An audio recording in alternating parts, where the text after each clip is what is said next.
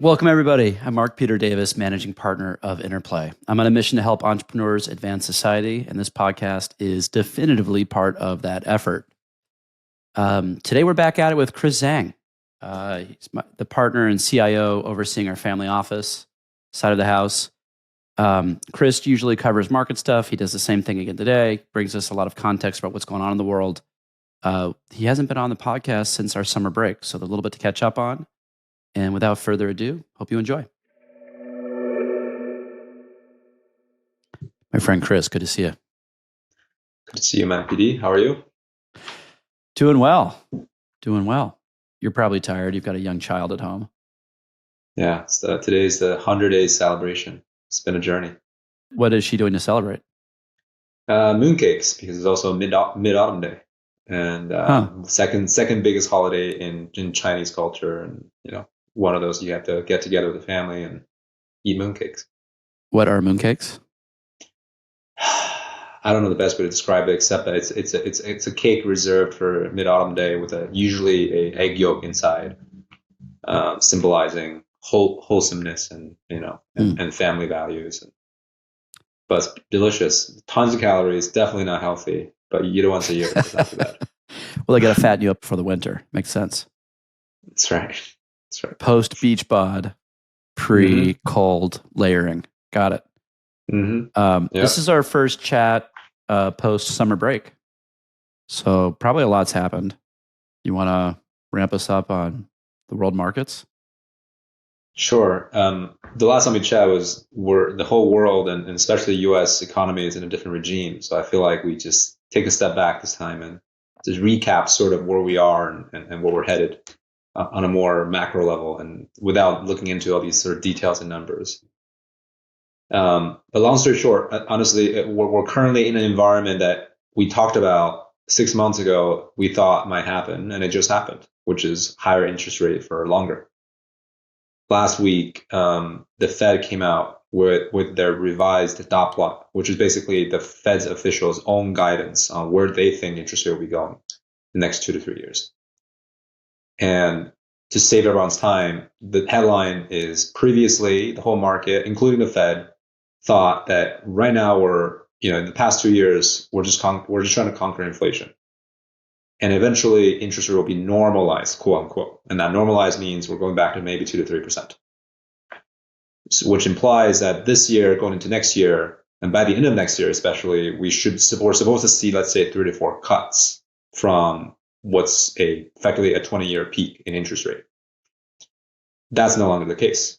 Now, the revised dot plot shows that going into the end of next year, we're going to be at most 2 cuts, which is 50 basis points from where we are, which means it's still 5%, and then it's still very much elevated in interest rate. This has a tremendous amount of implications across all financial assets, as you can imagine, from a discount rate perspective, an equity market, to cost of capital, cost of borrowing, and interest in sort of real estate market or any market that's heavily dependent on leverage and that doesn't really historically run a large cushion when it comes to profit margins. This is basically just turned all these businesses upside down, which is really definitely at the bare minimum headwinds in financial markets and equity markets. This has also implications in currency, right? So beginning of the year, we talked about how since we're on a cutting cycle and the rest of the world is still on a hiking cycle, the dollar is supposed to decline, which it has.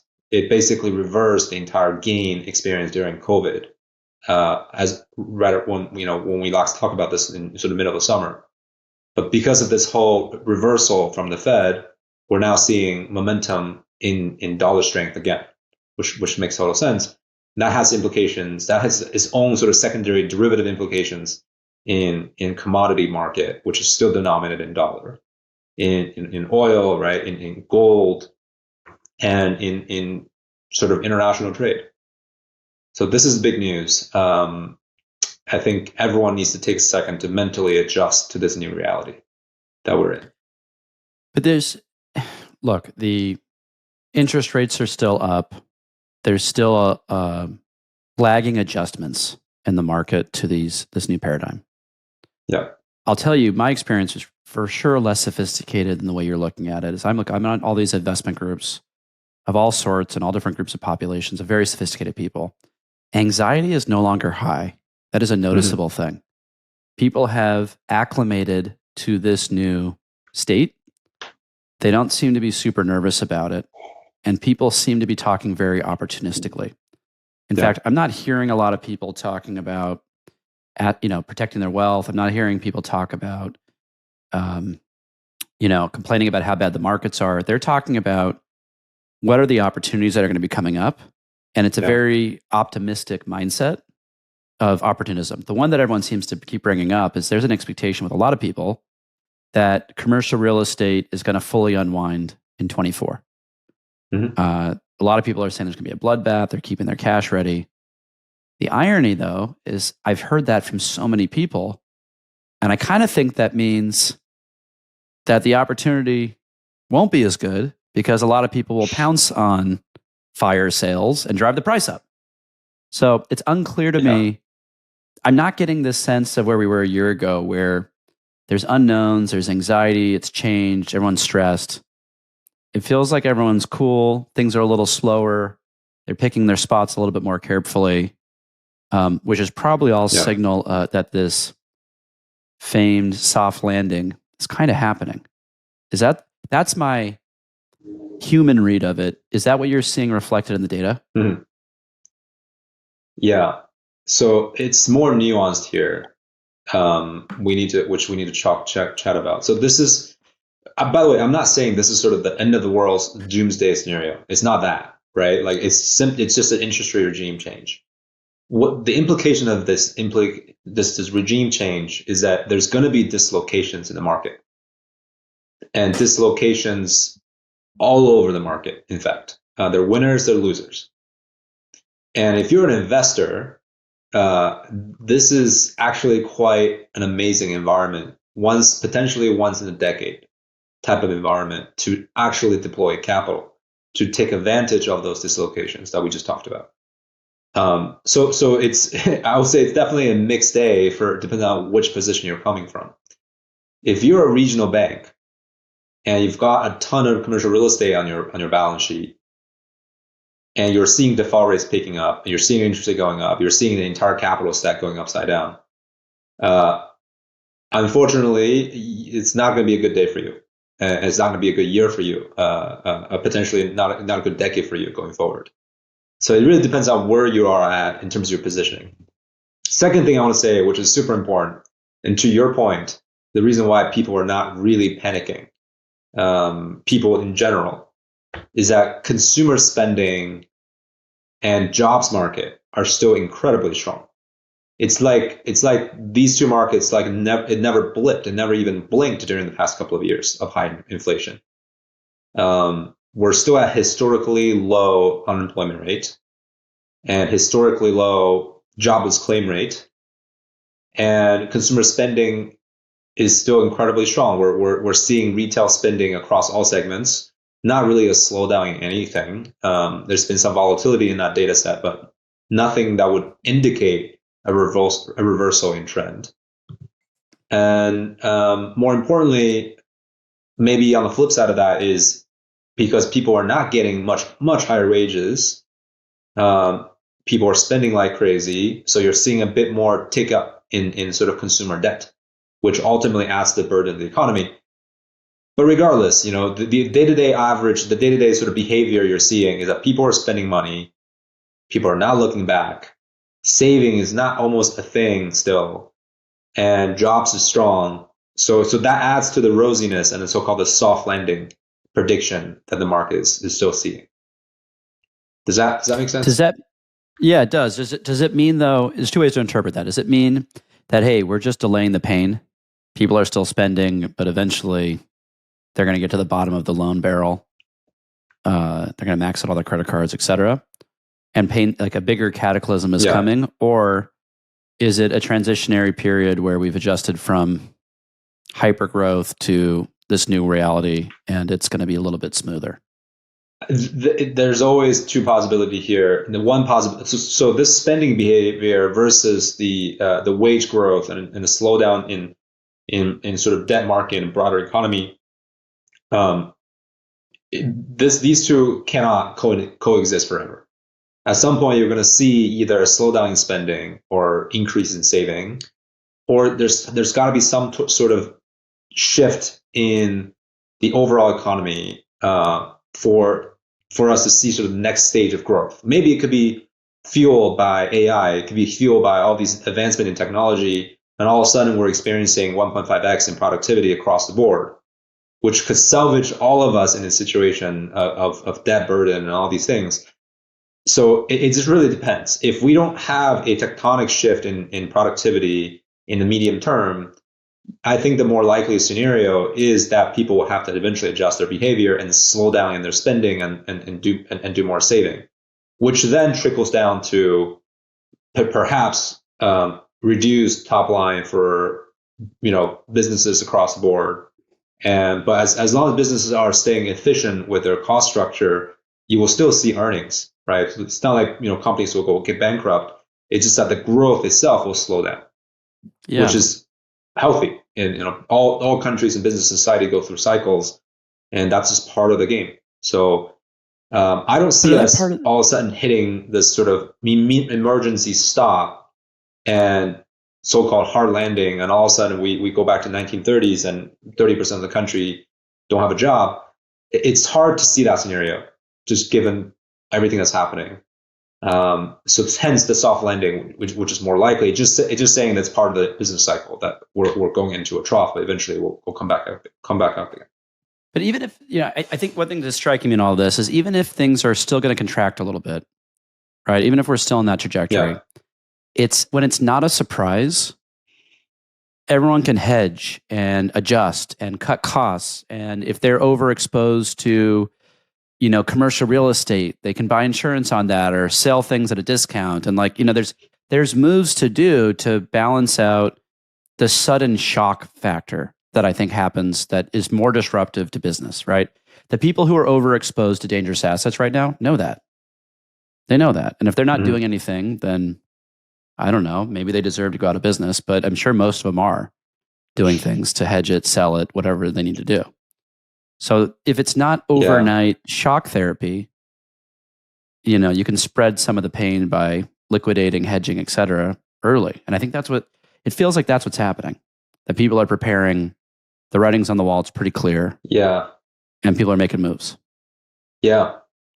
There are always ways to sort of kick the can down the road. And one of the most cynical way of doing this is, if you own commercial real estate and chances are it's collateralized, and it rolls up to a bank portfolio. So you default on it. The banks take ownership, and the banks don't know how to manage it. So they will go to the Fed, for help. So because these banks are mostly too big to fail, and you will see a rescue package, which is obviously funded by taxpayers, and it's more printing of the dollar in the system that make all of that possible. So it's just sort of kick the can down the road, Ray Dalio type of scenario, and eventually, though, right, like that increases the debt burden of the economy of the U.S. as an economic entity, which weakens the dollar. That's the sort of the cycle you don't want to see happening, but could be inevitable. But the point is, none of that is going to happen over short term or medium term even. That will transpire. The end result of all of that will transpire in the next decade or two, maybe three. That's the cynical way of looking at this. And regardless which way you're looking at it, I think we're going to be fine in the short term. How does this, fast forward a year and look back over your shoulder to now? What are we getting? What are the things that we might be getting way wrong? Like, are you factoring in political paradigm enough in this thinking? Because there's a lot of change coming on that front. Some forward-thinking folks about evolution of society are actually expecting that regardless of the outcome, in 24, there's going to be some form of violence. So there's black swan stuff on the horizon, which by definition we're not going to guess because that's what a black swan is. You can't guess it. But Yeah, you're definitely seeing increased tension here. I mean, as we speak, we're sort of at the foot of yet another potential government shutdown. Obviously, the last one was really a technical one that's caused by the debt ceiling. This one is a political one. The Congress simply can't come together and agree to effectively pay these bills, and this is inherently a political move, and which is evidence for increased political conflict within the country, and that just adds fuel to the fire for next year's election. So, to me, this is the part that unfortunately is sort of we as America is really playing with fire here.